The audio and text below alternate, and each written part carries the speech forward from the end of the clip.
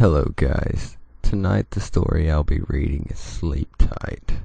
Remember, even if you're dreaming, I'm still watching. In the fall of 2011, a man hung himself in a bottling factory of a popular over-the-counter sleep aid company just outside Chicago. The man worked as a quality control manager and had just been laid off to save the company money. In the morning, the cleaning crew found him swaying in the breeze from the air conditioning system with a note in his breast pocket that read, "Sleep tight." Over the next few months, a string of strange deaths were associated with areas where the sleep aids from the factory were shipped. Seemingly healthy people had died in their sleep from apparent strangulation. All the victims had severe bruising on their throats. Oddly, police were unable to ascertain how the murderer entered the victim's home or a possible motive for the murder. Further vivid reports began coming in from people who had taken the pills but not died.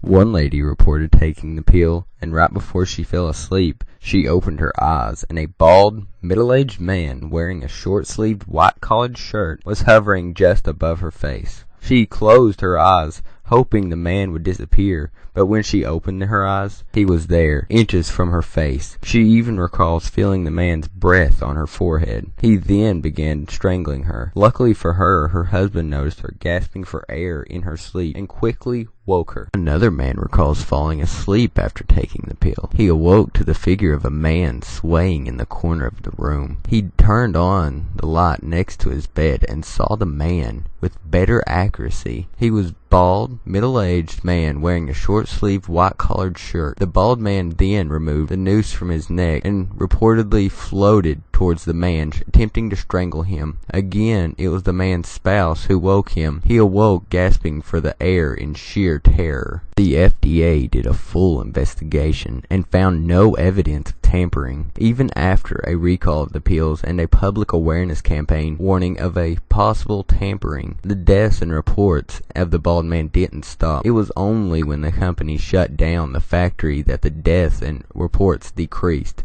It is unknown how many deaths were the result of the apparent tampering, or how many of the pills from the factory are still sitting in cabinets across the country.